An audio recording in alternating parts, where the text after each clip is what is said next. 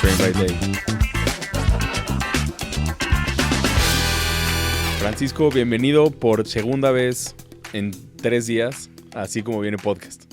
Gracias. Me da gusto que retomemos con tan poco tiempo de diferencia entre el primer episodio y el segundo, porque nos quedamos aquí en el set y yo en lo personal muy clavados con cómo cerramos el primer episodio y por eso quisimos hacer el segundo, entrarle de volada. Muy interesante, estábamos empezando a hablar del COVID, que nos estaba llevando a otras cosas, Big Pharma, etcétera. Pero bueno, qué bueno tenerte de regreso. De verdad me da mucho gusto. Gracias por la invitación. ¿Cómo vamos a retomar todo esto? Bueno, pues tú eres el entrevistador. ¿Qué preguntas traes? Pues creo que de lo más interesante del episodio pasado es, desde mi perspectiva, es cómo por poder o dinero se rompen reglas que supuestamente están escritas o debería de ser lo que debería de ser y no se sigue, ¿no? Y creo que esta falta de ética se rompe pues, como platicábamos, en la élite o digamos que en los puestos más altos o de más poder económico y poder de toma de decisiones en general. Y creo que Big Pharma es uno de ellos. Las empresas farmacéuticas no buscan curar a sus pacientes, porque si se curaran sus pacientes no tendrían nada que vender. Sí, de hecho, estaba escuchando un podcast hace no mucho entre Brett Weinstein y un doctor, se me olvida ahorita el nombre del doctor, pero el tema de la conversación era justamente que les parece que el comportamiento de Big Pharma solamente lo puede describir la psicopatía. Y estoy de acuerdo. Yo creo que para el único modelo que nos sirve para explicar lo que hace Big Pharma es la psicopatía, porque es obvio que no les importa lastimar a millones de personas. ¿Y por qué no se para? O sea, ¿por qué no hay nadie que pueda hacer nada al respecto? Bueno, pues no se para porque tienen muchísimo poder. Hay un libro que a mí me parece muy útil, que me gustaría que más gente leyera, que se llama Saving Normal, Salvando lo Normal, de un psiquiatra que se llama Allen Frances. Allen Frances fue llamado por el New York Times en los 90s el psiquiatra más poderoso de Estados Unidos, porque sí era el psiquiatra más poderoso de Estados Unidos. Allen Frances fue ¿cuál es el puesto? El presidente del equipo de edición que armó el DSM-4.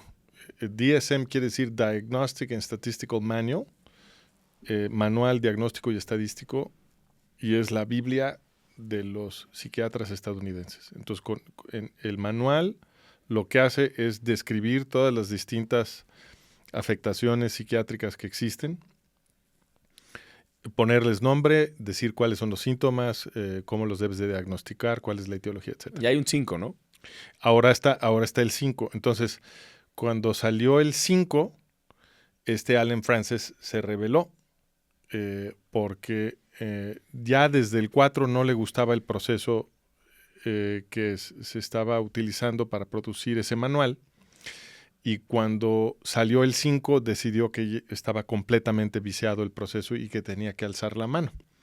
Entonces, Allen Frances escribió este libro que se llama Saving Normal. Y en ese libro, él describe cómo Big Pharma ha corrompido todo el proceso de la generación, no nada más del DSM, sino de todo el proceso institucional y clínico de la psiquiatría. Y este es un libro muy importante porque hay un concepto en inglés que llaman whistleblower. Que el whistleblower es el que sopla el silbato, ¿no? Uh-huh. Y un whistleblower lo que hace es que está informando sobre algo indebido que está sucediendo en la organización donde trabaja. Pero aquí estamos hablando de un whistleblower que no es cualquier empleado. Estamos hablando de alguien que está en la cima del proceso que está, o que estuvo en la cima del proceso que está denunciando, ¿no? Entonces, suponiendo que Allen Frances sea una persona honesta, pues el testimonio es muy importante. Y lo que describe Allen Frances en su libro es que el Big Pharma lo que ha estado haciendo durante décadas es ir reduciendo cada vez más a través de la influencia que tienen en la producción del DSM, que es el catálogo de los diagnósticos, ¿no? Han ido reduciendo la definición de lo que es ser normal. Cada vez más y más y más estrecho para que prácticamente todo mundo quede afuera. Sea normal y tengas que darle algo a fuerza. Exactamente, porque para cada definición de no normal, ellos están produciendo una pastilla. Y parte del proceso de corrupción del Big Pharma que describe Allen Frances es que todo el tiempo están de formas directas e indirectas, algunas muy burdas, como de plano pagarle a los médicos para que hagan una cosa o hagan otra. Otras más con más arte, más indirectas, por ejemplo, les pagan, los invitan a dar conferencias y les dan prestigio. Exacto, a los que son líderes de opinión. Con el mismo poder y fama les están pagando de alguna manera. Así es, entonces a los que son líderes de opinión dentro de la psiquiatría los invitan a dar unas grandes conferencias, etcétera, etcétera, y a cambio obtienen que esta gente esté empujando los productos del Big Pharma y que el modelo de la psiquiatría se vuelva justamente el de recetar pastillas, porque no es necesariamente es el único modelo que se puede uno imaginar. Otro modelo es el modelo de atender las causas conductuales de los problemas psiquiátricos de la gente o problemas físicos que no tienen que ver con meterte una pastilla, ¿no? O sea, ¿cómo resolvíamos los problemas mentales de la especie humana cuando no había industria farmacéutica? ¿No? Bueno, no los resolvían, los encerraban como fenómenos, ¿no? Pues la pregunta es, bueno, una pregunta es ¿qué problemas realmente había? Porque, por ejemplo, cuando los antropólogos hemos investigado las dolencias mentales, por ejemplo, de las poblaciones de cazadores-recolectores, prácticamente no te encuentras depresión entre los cazadores-recolectores, ¿no? Entonces, algo tiene que ver con la forma como vivimos ahora que produce algunos de estos padecimientos.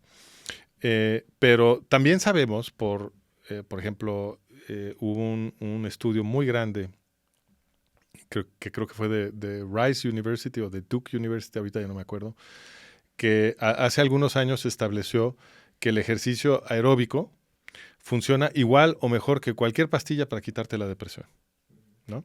Entonces, no es necesario estar comiendo estas pastillas todo el tiempo. Y también se ha ido documentando que estarte empastillando todo el tiempo crea dependencia y además crea problemas secundarios para los cuales luego te recetan otras pastillas, etc.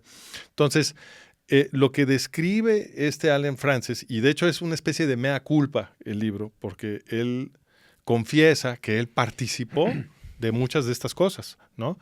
Y él trata de decir yo no entendía bien, etc. Y yo no sé qué tan cierta sea esa parte, porque pues yo creo que si estás allá adentro, pues sí te das cuenta. Yo creo que más bien le ganó la culpa. Pero lo que describe es un proceso de corrupción verdaderamente bien organizado, gigantesco, de muchísimo dinero. Y explica que lo que obtienen ellos en ventas por todas estas pastillas es un ingreso con el cual ellos pueden amortizar todas las multas que luego tienen que pagar. Claro, las pagan a propósito. Sin ningún problema. Las pagan sin ningún problema. Eso lo hace mucha empresa. Eso lo hace también Google y lo hace Facebook y de repente les llega un lawsuit de $50 millones. No es nada $50 millones para empresas de este tamaño. Sí, es más barato pagarlo que dejarlo de hacer. Comparado con las utilidades que tienen, no es nada. Nada. Entonces, a mí me parece muy interesante esto que describe Allen Frances y lo relaciono con todos estos anuncios que yo veía desde los 90s. Empecé a ver muchos anuncios en la tele porque cambió la ley en Estados Unidos. Yo vivía en Estados Unidos, cambió la ley en Estados Unidos y empezaron a permitir que las compañías farmacéuticas anunciaran sus productos en la tele. Entonces, veías estos anuncios y todos tenían la misma estructura. Te empezaban a decir, has tenido los siguientes síntomas, ¿no? Y te daban una lista de síntomas, ¿no? Por ejemplo, ¿te ha sucedido que se te olvidan las llaves del coche, dónde las pusiste? Y que de pronto no te acuerdas de lo que tenías que hacer. Cosas cotidianas exacto, que pudieran entrar a cualquiera. Le pasan a todo mundo, ¿no? Entonces era una lista de cosas que al que tú le preguntaras te iba a decir, claro que me pasa. Pues le pasa a cualquier persona que sufre la condición humana. Estoy enfermo. Y entonces terminaba el anuncio, ¿no? De los síntomas. Si has tenido alguno de estos síntomas, probablemente tengas déficit de atención, ¿no? Y y entonces te vendían Ritalin o te vendían lo que fuera, ¿no? Pregúntale a tu doctor. Y así, distintos padecimientos iban asociados a distintos presuntos padecimientos iban asociados a distintos síntomas. Y todos los anuncios a mí me parecía que estaban describiendo cosas que nos pasan a todos, ¿no? Y esto es justamente lo que describe Allen Frances, que han estado haciendo, que han ido reduciendo cada vez más la categoría de lo que es normal para que cosas que son totalmente cotidianas y parte de la variación natural de la especie humana se consideren como padecimientos mentales que luego supuestamente se van a curar con estas pastillas que ellos nos venden. ¿Qué entidades federales están involucrados en el beneficio de Big Pharma con todo esto? En lo que tú hayas investigado. Bueno, yo lo que te puedo decir es que hay un empuje a nivel, y esto lo menciona Allen Frances, hay un empuje a nivel federal del gobierno estadounidense favoreciendo todo este proceso. Y es importante porque la psiquiatría, o sea, la psiquiatría tiene muchísimo poder porque la psiquiatría es el conjunto de profesionales que están autorizados para decir quién está loco. Y a la gente que está muy loca la encierran. Entonces, cuando el Estado oficialmente le concede poder a este grupo de profesionales y apoya ese poder con la fuerza del Estado, pues sí es muy preocupante que el conjunto de definiciones que estos profesionales están usando para diagnosticarnos esté viciado por la corrupción de los billetes del Big Pharma, ¿no? Porque esto se puede utilizar además como una herramienta de opresión, ¿no? Entonces, si hay gente que está diciendo cosas que al Estado no le convienen y hay manera de... Está loco, enciérrenlo. Exacto. Y hay manera de diagnosticar. O sea, en vez de que la medicina sea realmente para ayudar, es una herramienta de poder. Bueno, pues es que puede ser una o la otra. O no medicina, Big Pharma, porque no es lo mismo. Bueno, creo que no es lo mismo. No, pero inclusive la industria farmacéutica puede ser para ayudar. Y yo creo que algunas cosas sí ayudan, por supuesto. La aspirina, por ejemplo, es un excelente producto, ¿no? Yo no estoy diciendo que todas las pastillas sean malas, pero lo que sí es malo es tener un enfoque en el que se va extinguiendo la categoría de lo que es normal para poder entonces diagnosticarle a todo mundo algún padecimiento mental y venderle una pastilla que les va a crear efectos secundarios y además va a producir una dependencia. Yo creo que eso sí está mal, ¿no? Francisco, ¿podrías hablarnos un poco, si es que sabes, de OxyContin? No, del OxyContin sé muy poquito. Pero lo que te puedo decir es que sí lo menciona Allen Frances. Sé que genera dependencia. Y sé que Purdue, que era el que lo vendía, tuvo que pagar unas multas gigantescas por la forma como lo estuvieron mercadeando, porque allí hubo muchas trampas. Pero fuera de eso ya no te podría decir más. Lo que a mí me parece increíble y que nos relaciona con los temas que estábamos discutiendo la vez pasada es que en los años justo anterior a la llegada del COVID, había habido unos escándalos gigantescos sobre Big Pharma. Y Big Pharma había estado pagando unas multas billonarias y el prestigio de Big Pharma estaba en el suelo. Y de pronto llega el COVID y todos los medios de información se comportaron como si no se acordaran ya de todo lo que había estado haciendo Big Pharma. Eran los héroes y de la historia. Los convirtieron en los héroes de la historia y nos dijeron a todo el mundo que nos teníamos que inyectar estas disque vacunas, estas que en realidad son terapias genéticas experimentales que las sacaron en 6 meses, ¿no? Cuando normalmente una vacuna puede tomar desde 5 hasta 15 años desarrollar una nueva vacuna, ¿no? Entonces, en 6 meses la sacaron y todos los gobiernos se pusieron de acuerdo para comprar estos productos y para empezar a coercer a la gente a que se los inyectara. Eso a mí me parece notable. Y lo más notable es que una proporción gigantesca de gente que ya se había acostumbrado a tenerle miedo a las Big Pharma, de pronto se les olvidó, ¿no? En el proceso de saturación mediática, de celebración de estas nuevas Ya hay vacuna. presuntas vacunas del COVID, ¿no? Y se volvió algo totalmente político. O sea, es decir, si se volvió algo si popular. no crees es porque eres de derecha, porque eres aparte racista y homófobo. Y si sí crees eres un idiota, un snowflake, y todo se politizó y se radicalizó. Es correcto.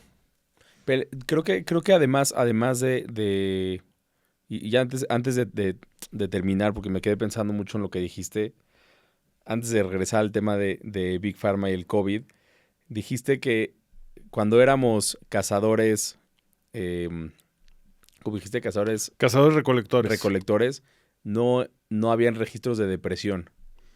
O sea, no podemos saber qué sucedía cuando éramos en el pasado porque nadie estaba investigando. Correcto. Pero lo que sí sabemos es las poblaciones de cazadores-recolectores que todavía existen. Porque todavía existen algunas poblaciones de cazadores-recolectores y hay antropólogos que las estudian. Y es muy difícil encontrar casos de depresión en estas poblaciones. Es que creo que algo estamos haciendo mal. Definitivamente hay... O algo están haciendo ellos bien, ¿no? Esa es otra manera de verlo, porque un cazador-recolector está haciendo cosas que son intrínsecamente divertidas. O sea, ir a cazar es intrínsecamente divertido. Por eso mucha gente lo hace por deporte. ¿Por qué? Pues porque tienes que ser más listo que el animal que estás cazando, que te va a dar algo de pelea, se trata de esconder, se trata de escabullir, tienes que leer las señas que va dejando en el camino, leer las huellas, si rompió una ramita por aquí, dejó un rastro de sangre por allá, etcétera. Hay un libro muy bonito de un antropólogo muy bueno que se llama Louis Liebenberg, que enseña en Harvard, que relaciona justamente el proceso de ir rastreando una presa con el origen de la ciencia. Se llama The Art of Tracking and the Origin of Science, el libro, y es una chulada. Entonces, todo eso es muy interesante, es muy divertido, inclusive se presta para mucha conversación y debate cuando van varios cazadores en grupo, porque tienen que discutir las distintas hipótesis de lo que cree que, para dónde se fue el animal y si está cansado o no y qué tan rápido va. Entonces, ahí hay mucha actividad que es intrínsecamente divertida. También es cierto que es gente que está todo el tiempo preocupados de no tener que comer. Entonces, están todo el tiempo en modo de supervivencia. Y además, por la forma como funcionan los retornos de la cacería y de la recolección, tienen momentos de bonanza y luego momentos de mucho ocio. Entonces, tienen mucho tiempo libre también en el que no están trabajando, ¿no? Entonces, cuando trabajan es muy divertido, tienen muchos ratos de ocio, su orientación es hacia la supervivencia. Entonces, pues, como que no hay tiempo de deprimirse ni ni de preocuparte por tampoco. tonterías. Sí. Algo que yo creo que de eso que estás diciendo ahorita, no sientes que se quedó después de los encierros. Mucha gente se quedó justo como en esa, o sea, se dieron cuenta que había muchas cosas que eran innecesarias. O sea, cuando yo estaba encerrado, por ejemplo, y estaba, no sé, cocinaba. Hace mucho no cocinaba. O tenía mucho tiempo. Hacía ejercicio, pero tenía mucho tiempo. Leía. Me acostaba en el sillón y hasta estaba menos preocupado. A pesar de que estábamos en todo esto, tenía menos preocupaciones.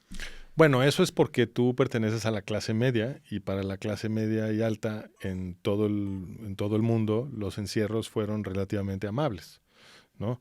Para los que fueron tremendos son para las clases trabajadoras y la gente que ya estaba en una situación precaria. De hecho, creo que fue un estimado del Banco Mundial, si mal no recuerdo, estimaba que los encierros habían causado que algo así como 150 millones de personas cayeran en pobreza extrema. Para ellos los encierros fueron tremendos y generó muchísima vulnerabilidad, ¿no? Algunos de los efectos de los encierros fueron mucha gente se suicidó, subieron las tasas de suicidio porque hubo mucha más depresión, subieron las tasas de abuso de alcohol y de muchas otras drogas, subió mucho la tasa de violencia doméstica porque la gente estaba encerrada con sus familias, pasando demasiado tiempo con sus familias, ¿no? Todo el mundo se estaba irritando unos a otros. Gente que cayó en la pobreza extrema, algunos se vieron forzados a dedicarse a distintas actividades criminales, lo cual también los puso en una situación más vulnerable, aumentaron los homicidios. Este tipo de cosas fueron consecuencia de los encierros y todas eran previsibles. ¿Tú crees que el encierro fue planeado? Pues mira, lo que te puedo decir es que los burócratas tenían muchas ansias por encerrarnos.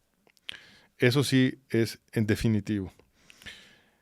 Los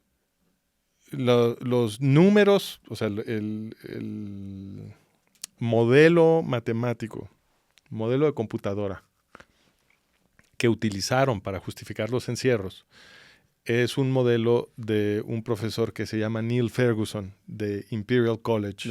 Sí, lo comentamos en el episodio pasado, justamente. Te lo comenté. Que se equivocó, se lleva equivocando toda la vida y ahora le hicieron caso, ¿no? Ese mero. Entonces, Neil Ferguson llevaba muchos años, ya era una especie de ritual, pasaban algunos años y Neil Ferguson sacaba un modelo matemático diciendo que el nuevo virus, el que fuera, ¿no? El del momento, iba a causar una pandemia mundial y se iban a morir millones de personas y siempre el mismo cuento y nunca pasaba nada. Para que te des una idea, en 2005 Neil Ferguson sacó un modelo que decía que la flu aviaria iba a causar 200 millones de muertes en todo el mundo. 200 millones de muertes. Bueno. En toda la historia de la humanidad, la única enfermedad que ha causado 200 millones de muertes ¿La peste negra? Es la peste negra. ¿Okay? Entonces, este animal agarró y dijo, va a haber otra peste negra. 200 millones fue lo que él presupuesto. Pronóstico. ¿Sabes cuánta gente se murió? En todo el mundo, 282. Entonces, falló como por un par de millones nada más. Entonces, dijo que se iba a morir una cantidad igual a 1.5 veces la población de México y lo que se murió es equivalente a una familia mexicana. Una familia extendida mexicana, ¿no? O sea, este cuate no puede ser más malo. Si es que el problema es incompetencia, no puede ser más malo. Entonces, tienes que preguntarte. Y ese es un ejemplo, como ese te puedo dar varios. Entonces, y ya tengo el artículo en el website sobre este amigo. Repítenos tu website. Es en Substack, The Management of Reality se llama. Y lo buscas en Substack. Entonces, Neil Ferguson, a la hora del COVID, sacó un modelo que decía que en los siguientes 4 meses se iban a morir en Estados Unidos 2.2 millones de personas en 4 meses y en Gran Bretaña 500,000 de personas. ¿Okay? Y eso fue lo que produjo el pánico en masa. ¿Okay? Porque Neil Ferguson trabaja para la Organización Mundial de la Salud y también trabajaba para el gobierno británico, era asesor para emergencias del gobierno británico. Y entonces la OMS validó, ¿no? Salió en público a decir, sí, este es el estudio, ¿no? Y esta es la proyección. el gobierno británico hizo lo mismo, y entonces todo el mundo empezó el gobierno británico impuso un encierro muy fuerte, bajo recomendación de Ferguson, porque el paper, el estudio académico en el que él publica con este modelo de computadora, hacía esta recomendación. Decía, la única manera de responder, porque ni siquiera había un plan B, nada, ni lo comparó con ninguna alternativa, nada, ni tampoco hizo una evaluación de los costos y los beneficios de los encierros, en absoluto. Simplemente dijo, esta es la única manera de responder al COVID, es parar todo. Bueno, en unas cuantas semanas, las cifras oficiales de decesos de COVID, que en mi opinión están muy infladas, pero tomémoslas, esas cifras demostraron que Ferguson estaba completamente equivocado, ¿no? Las cifras de muertes por COVID oficiales eran algo así como el 7, el 8% de lo que había pronosticado este señor. Y los burócratas, en vez de decir, perdón, nos equivocamos, salgan a las calles, no pasa tanto, no hay tanto problema, y pedir perdón, ¿no? En lugar de eso, continuaron agitando, diciendo que esto era una gran crisis, que era una gran emergencia, y insistieron en que había que recrudecer los encierros, volverlos todavía más radicales, etcétera, etcétera. Y la gente no podía darse cuenta de esto, porque la gente no está siguiendo las estadísticas con mucho cuidado. Y ellos lo saben. Y ellos lo saben. Saben que la gente no Exacto. estudia ni ve. Pues sí. Y menos en Estados Unidos. Y sobre todo si los medios no hacen su chamba. Si los medios no hacen la chamba de convertir a este señor en una vergüenza y de cuestionar lo que están haciendo los burócratas. Por el contrario, los grandes medios estaban aplaudiendo todo lo que hacían los burócratas y haciendo un esfuerzo muy grande de desprestigiar a la gente que resistía estas medidas que fueron un ataque frontal contra nuestros derechos básicos de ciudadanos modernos, occidentales, democráticos, ¿no? Se abolió nuestro derecho de movimiento, nuestro derecho de congregación, y luego más tarde se abolió el derecho que mencionábamos en el podcast anterior, que está anclado en el Código de Nuremberg, que es el derecho a no ser medicado contra tu voluntad, ¿no? Es el derecho a no ser tratado como una rata de laboratorio. Ese derecho fue abolido cuando los gobiernos empezaron a imponer medidas coercitivas para forzar a la gente a inyectarse, ¿no? Eso es increíble. Por hacer eso fueron condenados los doctores nazis en Nuremberg. Lo que hicieron fue un crimen contra la humanidad, ¿no? Y todo eso lo hicieron avalados en el estudio de Neil Ferguson, que es una cochinada. ¿Con qué fin crees que lo hayan hecho? Bueno, una hipótesis dice que todo esto fue incompetencia, ¿no? O sea, que de verdad estaban muy idiotas. Exacto, que Neil Ferguson simplemente es un tipo que no sabe modelar, que no le salen sus modelos, ¿no? Siempre se equivoca en la misma dirección y del mismo tamaño. Pero si ponemos esta hipótesis sobre la mesa, tenemos que ser responsables y realmente dimensionar la escala de incompetencia de la que estamos hablando, porque Neil Ferguson, como te platiqué, había hecho esto muchas veces, había tenido consecuencias muy serias. Por ejemplo, en 2001, Neil Ferguson afirmó que el foot and mouth disease, que es una enfermedad que aflige al ganado,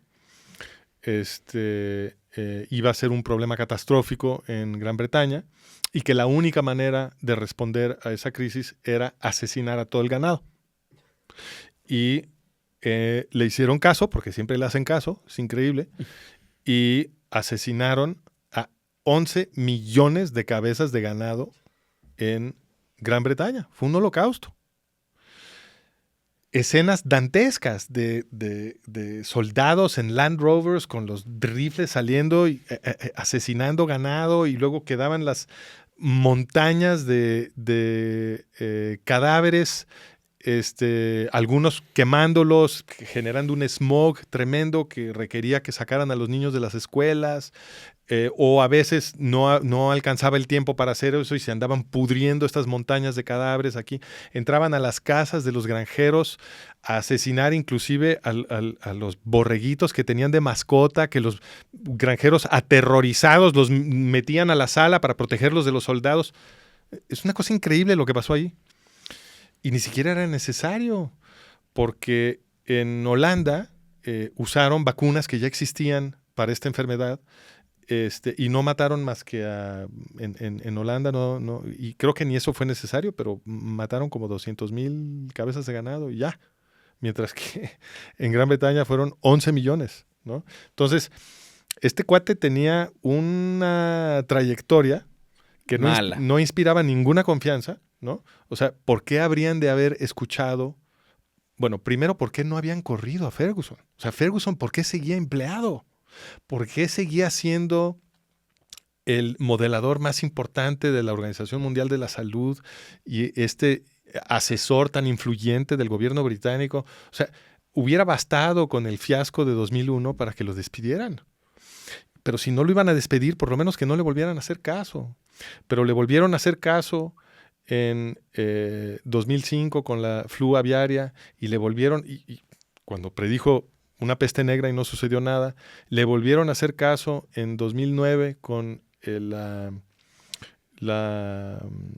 ¿cómo se llama? La flu porcina, que fue muy costosa para México porque cuando él anunció que se iban a morir millones de personas en todo el mundo por la flu porcina, la OMS, como siempre, dijo, este es el estudio, ¿no? Hay que cerrar México, porque México era el epicentro de la flu porcina.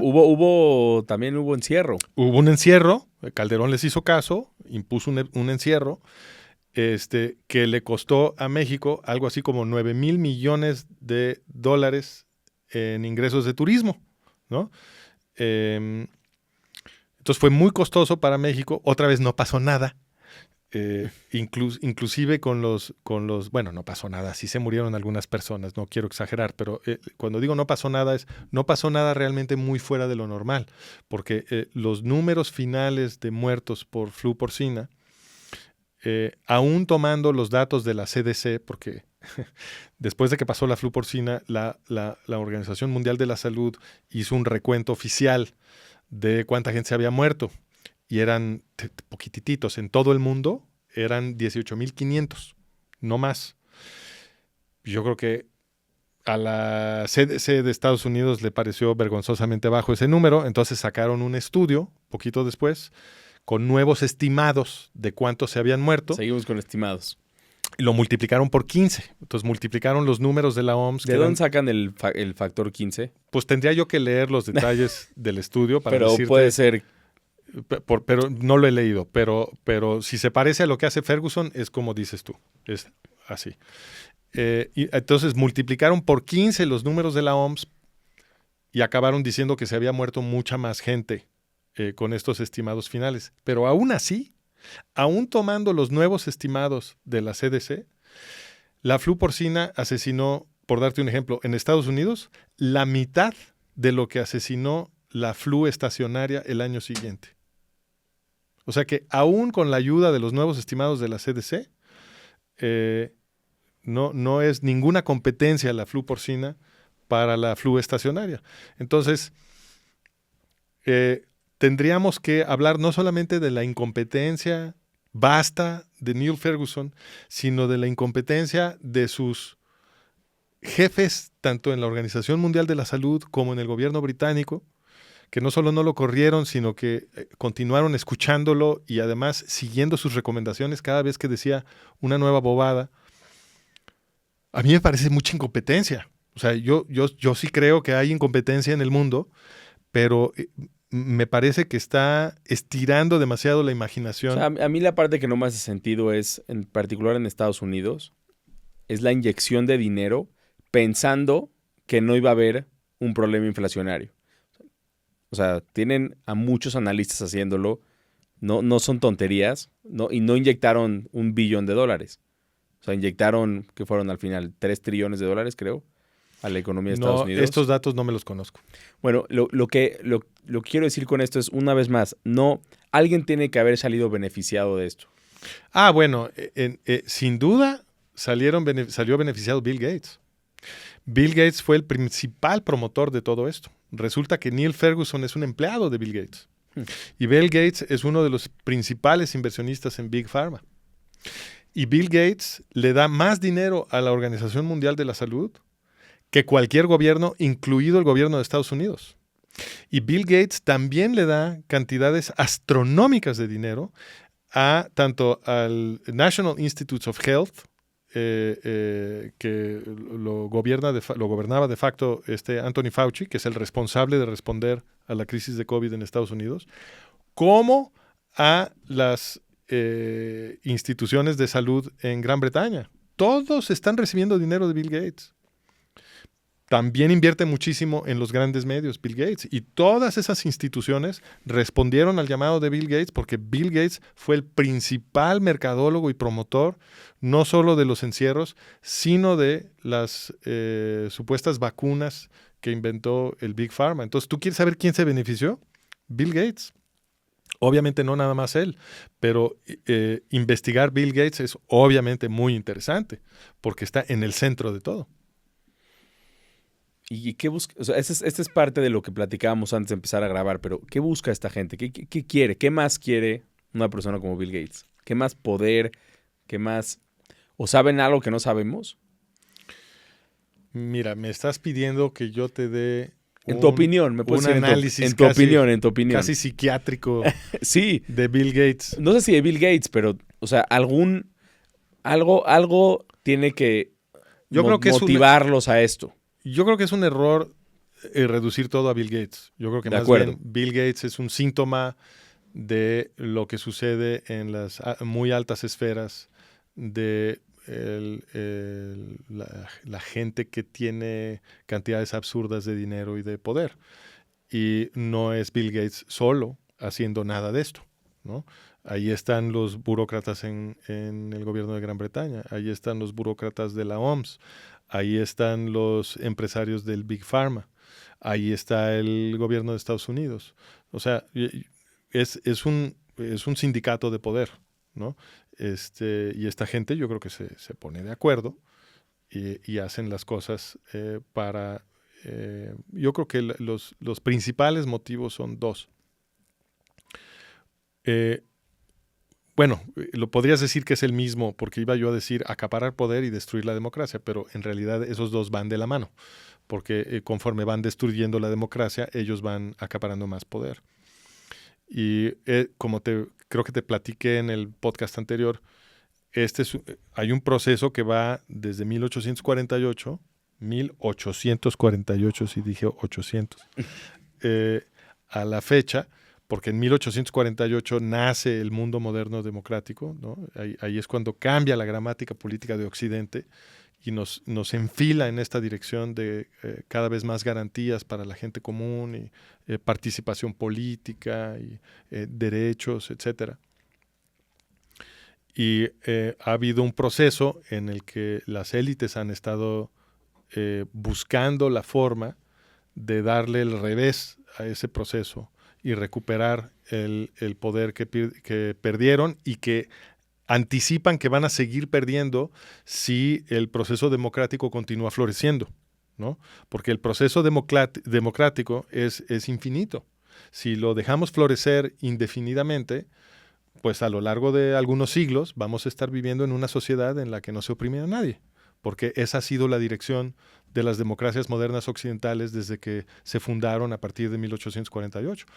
Tú observas de 1848 a la fecha y lo que ves es un mundo en el que cada vez hay menos categorías de gente desamparada, más derechos para proteger a la gente vulnerable, más participación política, más acceso a la riqueza, etcétera, etcétera. Todas esas cosas han ido sucediendo. Ese es un proceso histórico. Tú lo dejas correr unos 2 o 3 siglos más y vamos a acabar en sociedades en las que realmente no hay gente que pueda aplastar a nadie. Y ese es el proceso del cual, en mi opinión, ellos se quisieran salir. Bueno, eso es una analogía muy interesante. Evidentemente, o sea, si estás hasta arriba y no quieres dejar de estar hasta arriba, tienes que controlar a los de abajo. Así es. Antes de continuar, unas cifras que se hablaron hace poco. No hay una suma exacta de cuánto se invirtió durante la pandemia. Sin embargo, el más grande fue de CARES Act de Biden, que fue de $2 billones. Y más o menos estas eran las cifras que se... Yo creo que han de ser más, o sea, pero habrá que revisar más bien a qué te refieres. ¿A la inyección de capital al país? Sí. ¿De impresión de dinero? Sí. Está sobre los trillones, estoy 100% seguro. Sí, es posible que esa cifra se refiera a los apoyos directos que le dieron a la gente, porque una de las cosas que hicieron fue imprimirle cheques literalmente a la gente y se los enviaban a sus casas.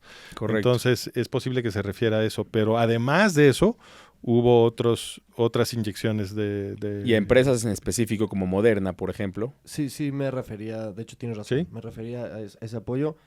De hecho, te va a dar risa, pero lo está calculando ChatGPT. ¿Ah, sí? Sí. Dice varios billones, pero dice que no hay una cifra exacta hasta hoy en día porque no sé por qué.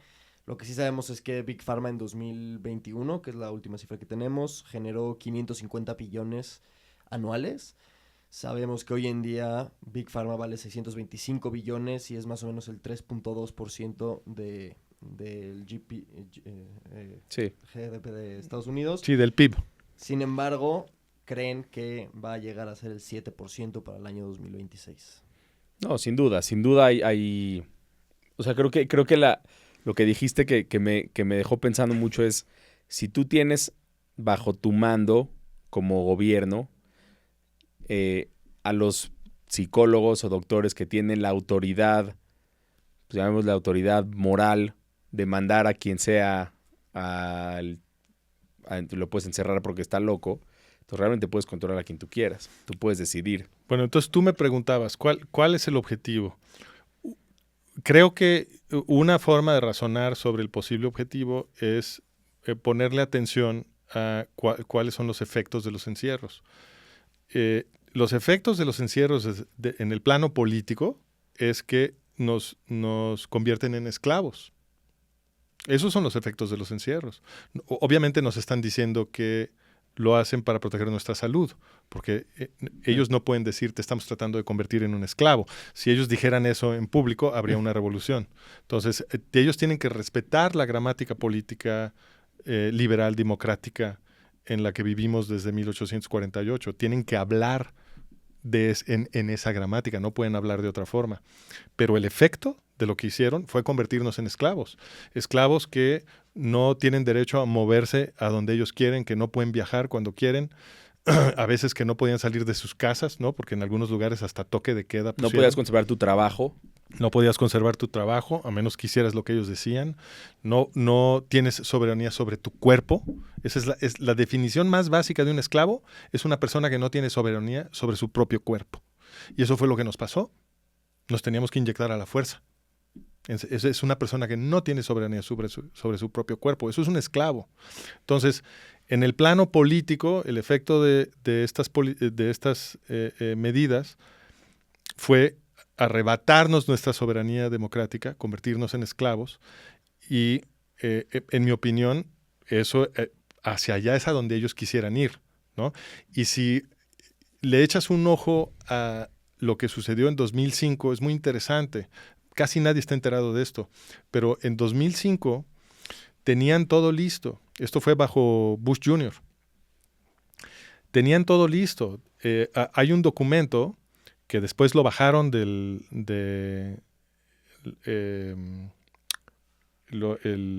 server del gobierno estadounidense, lo quitaron, pero el American Institute of Economic Research lo copió y ahí lo tienen. Es un documento de la administración de Bush que de forma muy detallada explicaba cómo iban a imponer ley marcial en Estados Unidos, le iban a dar todo al ejército, porque Neil Ferguson había dicho que venía la peste negra. Entonces tenían la predicción de Neil Ferguson de que venía la peste negra con la flu aviaria, que no sucedió nada, y ya tenían el documento listo de cómo iban a suspender las garantías de todo y el gobierno se iba a apoderar de todas las instituciones. Nada más que no les salió, no se murió nadie, ¿no? Pero estaban listos. Entonces, ¿qué pasó con el COVID? Que sí, por lo menos, mató suficiente gente que con las exageraciones que hicieron alrededor de esas muertes, porque estuvieron inflando los números desde el principio y estaba el estudio de Neil Ferguson, que era una tontería, pero de todas maneras sí se murió algunas gentes, ¿no? Entonces, con eso sí ya pudieron armar el teatro de los lockdowns y luego de las medidas coercitivas para la inoculación. Y luego tienes casos como Argentina, en donde la fuerza bruta se usó durísimo contra las personas que salían. O sea, ahí... Sí, en Colombia también. Colombia también. A todo esto me gustaría traer una pregunta aquí al podcast. ¿Sabes quién es Klaus Schwab? Sí, claro. Me gustaría que hablemos de Klaus Schwab, específicamente de una cita. Cuando le preguntan acerca... Bueno, Klaus Schwab, para los que no saben, es el presidente del Foro Económico Mundial, votado por nadie y puesto ahí por nadie más que por alguna élite invisible que no conocemos. No hubo ninguna votación, simplemente lo pusieron ahí. Y Klaus Schwab... No, bueno, pero además el Foro Económico Mundial es una organización privada. Claro, no sí, claro. O sea, Claro. No es todos juntos por un mundo mejor, no. Klaus Schwab, en un momento, hay gente que dice que la cagó, hay gente que dice que nada más es parte de su persona. En un momento dice que la pandemia de COVID-19, dice como, if you think about it, o sea, si lo piensas de cierta forma, la pandemia de COVID-19 nos ayuda a adelantar los propósitos de la Agenda de 2030. Hay quien cree que para el 2030 lo que están planeando es empobrecer a todo el mundo para que la humanidad viva bajo estándares más bajos y así solucionar problemas como cambio climático y así, pero más que nada, pues mayores mecanismos de control. ¿Qué opinas de Klaus Schwab y la agenda de 2030? Klaus Schwab es mancuerna de Bill Gates, con eso te lo digo todo. Hay algo ahí del tema del cambio climático que escuché de un empresario muy famoso que dice que el cambio climático está completamente inventado, por muchos motivos. De hecho, dice que si suben los niveles, supuestamente al subir los niveles del mar por el derretimiento de todas estas estructuras gigantes de hielo, pero dice que lo dice muy chistoso porque aparte lo dice tan cínico, pero dice, ¿tú crees que si el cambio climático fuera a subir de esa manera los departamentos y las residencias cerca de la playa, no te las dejarían de financiar los bancos? Porque se las acabarían, supuestamente, si van a subir los niveles a tal nivel, te las dejarían de vender, dejarían de subir su valor. Entonces, no tendría por qué, ¿no? Si sabes que se van a destruir en un futuro muy próximo porque ya estamos al borde del apocalipsis, ¿por qué? Mira, creo que es una buena observación. La tasa a la cual ha estado subiendo el nivel de los océanos es de centímetros. Entonces, en realidad, no creo que el problema sea la velocidad a la cual sube el nivel de los océanos. El problema en las costas es que se han construido muchísimo sobre zonas muy precarias y entonces, por supuesto, hay más accidentes cuando la gente construye donde no debe de construir, pero no, el problema no es tanto que estén subiendo los niveles de los océanos.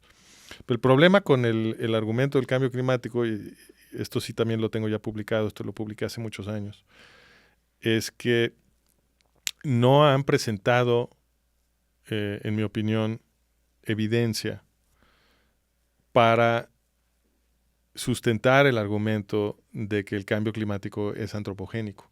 Eso no lo han... ¿Qué quiere decir antropogénico? Antropogénico quiere decir causado por el hombre. Entonces nos han estado diciendo que somos nosotros los que estamos produciendo el calentamiento global. Porque nuestra generación de gases invernadero está contribuyendo a este proceso invernadero, acelerándolo y calentando la atmósfera. El problema con ese argumento, que casi siempre, digamos, el mayor protagonista de ese argumento... Si se escucha a Greta, nos va a lanzar por la ventana, ¿eh? Sí. Bueno, pero es que, pobrecita, o sea, a Greta ya... No, y ahorita tengo un comentario que dijeron justamente, dicen que estaba en el podcast de Joe Rogan, uno de los invitados dice, ¿sabes qué es lo peor de todo esto? Que yo no podría ir y darle una cachetada a un niño de 15 años. Claro. Y pues, porque, o sea, no le puedo creer, pero tampoco lo puedo insultar. No, claro. Y qué chistoso que una niña de 15 años es la que está diciéndolo. O sea, detrás de ¿qué hay atrás de ella, no? Porque no la puedes callar.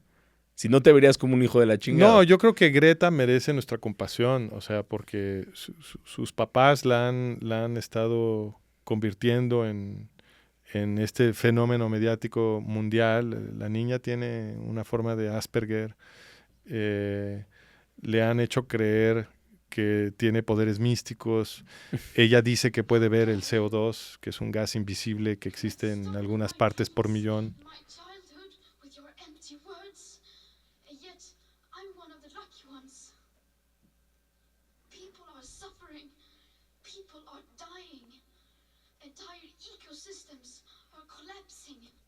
How dare you, Francisco. No, ese es... Yo creo que merece nuestra compasión, la están enloqueciendo. Pero el problema fundamental sigue siendo, en mi opinión, que no se ha presentado evidencia para sustentar la hipótesis de que la producción humana de CO2 está calentando el planeta. La evidencia que presuntamente presentaron en aquella película tan famosa de Al Gore era que él presentó una gráfica de los últimos 650,000 años de temperaturas atmosféricas que las han inferido gracias a los núcleos de hielo de la Antártida, que es un trabajo muy bueno. Yo esto no lo disputo, el trabajo es muy bueno. Con los núcleos de hielo de la Antártida, que son... En la Antártida nunca se derrite nada, entonces en algunos glaciares de la Antártida nunca se derrite nada. Entonces ahí pues ha estado nevando durante cientos de miles de años y todo ese hielo se va acumulando y cada vez que nieva y cae un nuevo copo de nieve sobre el glaciar, atrapa burbujitas de aire. Entonces con los núcleos de hielo que sacaron de esos glaciares pueden fechar los segmentos y luego liberan las burbujas de aire y te dicen cuál era la composición de gases de la atmósfera en ese momento. Uh-huh. Y gracias a isótopos de argón y nitrógeno y oxígeno, etcétera, que correlacionan con las temperaturas, también pueden inferir las temperaturas. Entonces, Al Gore presentó la gráfica que resultó de ese trabajo, una gráfica que mostraba los cambios en las concentraciones de CO2 y los cambios en las temperaturas durante un periodo de 650,000 años, y dice, mira, suben y bajan juntas, ¿no? Y efectivamente puedes ver que las curvas suben y bajan juntas. Excepto que Al Gore presentó la gráfica al revés.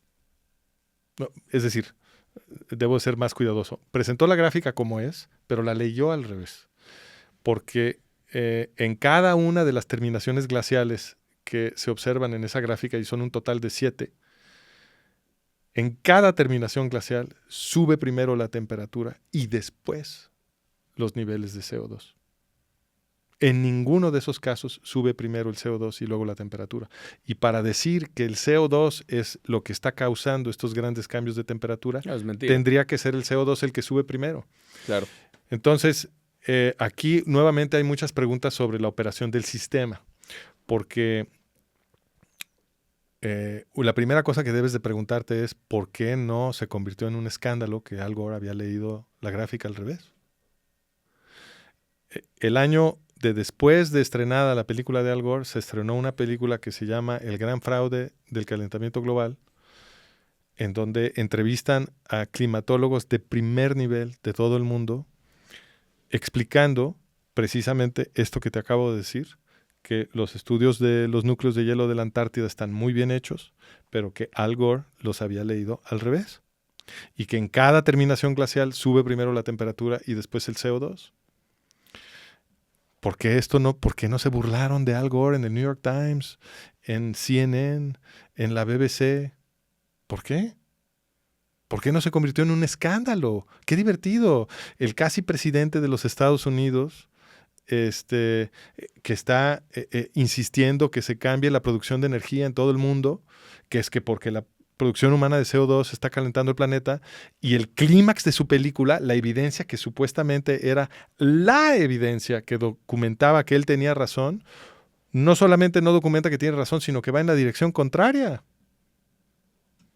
Y esto nunca fue un escándalo. Hasta la fecha cuesta mucho trabajo encontrarse gente que conoce de este tema. ¿Pero qué pueden ganar con esto? ¿Es control? Bueno, ¿qué pueden ganar con esto? Nuevamente, una hipótesis. Crear miedo y... O sea, bueno, obviamente una persona alterada es más fácil de controlar que una persona que está completamente en su zen y puede Yo creo que reaccionar. Hay distintos beneficios para la gente que está impulsando esto que podemos considerar. Uno es rentismo. Uno muy obvio es rentismo. ¿Por qué? Porque todas las energías renovables, entre comillas, que han sido presentadas como alternativas al uso de los hidrocarburos, han sido objeto de subsidios, porque cuesta mucho trabajo que sean rentables al mismo nivel que la quema de hidrocarburos. Uh-huh. Pues todos esos subsidios representan procesos de rentismo, porque el subsidio lo que es que a mí me quitan mis impuestos y luego el gobierno se los da a alguien que está poniendo una generación de energía renovable. Pues eso es rentismo. Ese señor no está compitiendo en el mercado con un producto de mayor calidad y menor precio. A ese le están regalando mi dinero, que es que porque está salvando al planeta, ¿no? Entonces, ¿quiénes son los que invierten en todas esas energías renovables? Las mismas compañías petroleras. El Economist lo confesó esto hace muchos años, el año que salió la película de Al Gore.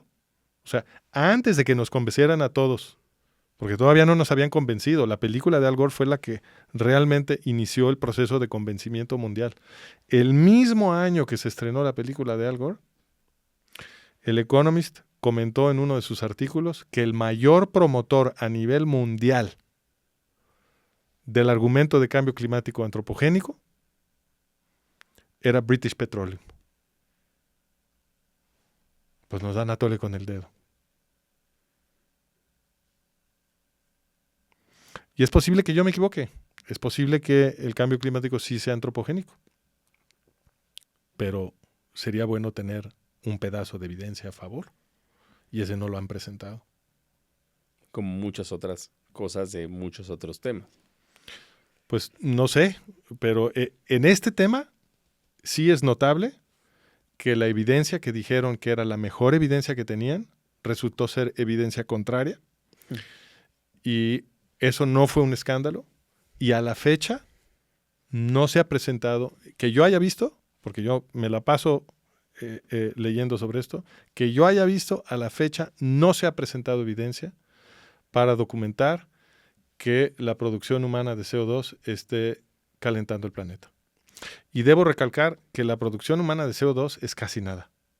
El planeta produce de forma natural 33 veces más CO2 que nosotros. Entonces, el argumento que se ven ellos forzados a defender es que la producción humana de CO2, que es ínfima, de alguna manera está teniendo un efecto en cascada que está produciendo calentamiento global. Otra cosa que hay que considerar en este tema es que hay hipótesis alternativas. Por ejemplo, está la hipótesis de un científico danés que se llama, me parece que se apellida Svensmark, que esta sí es una hipótesis con muchísima evidencia a favor, que tiene que ver con el paso del planeta o el paso del sistema solar. Bueno, déjame empezar por otro lado. El argumento fundamental de este cuate es que el calor atmosférico está relacionado con la formación de las nubes. Entonces, cuando hay mucha capa de nubes, las nubes rebotan mucha radiación al espacio y entonces el planeta se enfría. Cuando hay menos cubierta de nubes, entra mucha más radiación a la Tierra y el planeta se calienta. Entonces, la pregunta fundamental es, ¿qué afecta la cantidad de cobertura de nubes que en algún momento tiene el planeta? Y entonces él dice, bueno, pues eso tiene que ver con el polvo cósmico, porque el polvo cósmico cuando entra a la atmósfera ioniza partículas en la atmósfera y las partículas ionizadas se vuelven mejores núcleos para la aglutinación de gotitas de vapor de agua. Y entonces, cuando está entrando mucho polvo cósmico, se forman más nubes y el planeta se enfría. Entonces, este tiene un estudio en el que modelan el movimiento del sistema solar a lo largo de millones y millones de años alrededor de la galaxia. Porque el sistema solar tiene una traslación. Nosotros estamos en la periferia de la galaxia y tiene una traslación. Y entonces el sistema solar está, a lo largo de millones y millones de años, está entrando y saliendo de los brazos de la Vía Láctea. Cuando estás en uno de los brazos, ahí hay mucho polvo cósmico. Cuando estás en el espacio entre los brazos, ahí es muy pobre el polvo cósmico. Entonces, con este modelo, este cuate puede explicar las grandes glaciaciones que han caracterizado, hace millones de años, que han caracterizado o sea, es un tema cíclico. Es un tema cíclico. Y con el mismo modelo puedes explicar las glaciaciones más pequeñas, más recientes, que tienen que ver con otros factores que afectan la densidad del polvo cósmico, como son el viento solar, ¿no? Cuando hay mucho viento solar, limpia el polvo cósmico del vecindario de la Tierra y entonces se forman menos nubes. Cuando hay menos viento solar, entra más polvo cósmico, se forman más nubes, se enfría el planeta, en fin. Es una muy buena teoría, hay muchísima evidencia a favor. Y pues es una hipótesis que desplaza por completo la hipótesis del calentamiento antropogénico, ¿no? Te quiero hacer una pregunta, ahora que básicamente se nos fue muy rápido. ¿Cómo duermes después de conocer todas estas cosas? O sea, ¿por qué lo haces? O sea, ¿por qué? Yo duermo como bebé porque estoy descargando mi responsabilidad de decir la verdad o de lo que yo pienso que es la verdad, digamos, dentro de mis mejores habilidades por investigar lo que está pasando y comparar las afirmaciones de unos contra las afirmaciones de otros. Por supuesto que es posible que yo me equivoque en algo, pero creo que el sesgo con el cual yo trabajo es razonable. Ese sesgo dice que en la historia de la especie humana, las gentes que nos gobiernan, que tienen mucho poder económico, etcétera, han sido, por lo general, bastante opresivas.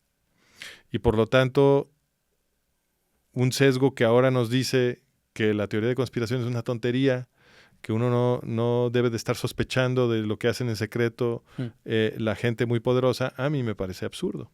Yo creo que debemos siempre sospechar de la gente que tiene mucho poder y la única manera de preservar nuestras democracias es justamente convirtiendo esa sospecha en método y haciendo nuestro mejor esfuerzo de aprovechar las libertades de expresión que todavía tenemos para comunicar lo que estamos investigando y por supuesto hay que debatirlo, hay que hacerlo científicamente. Como te digo, por supuesto que yo me puedo equivocar, me he equivocado en el pasado. Lo que es muy importante es que tengamos ese debate científico, que estemos platicando, que estemos comparando, claro, que estemos cuestionando. No lo demos por hecho. Exacto, presentando evidencias y debatiendo la lógica, etcétera, y no censurando las ideas y no aplastando y ridiculizando a la gente que hace lo que un demócrata siempre debe de hacer, que es cuestionar el poder. Con esa respuesta, ni el agua. Tan claro. Francisco, pues gracias por un segundo episodio aquí. Otra vez vamos a poner tus redes, toda la página donde podemos encontrar todo lo que has escrito. Muchas gracias. Y pues hasta el siguiente. Órale, encantado. Las Muchas veces gracias. que quieras. Seguro. Nos vemos en el próximo.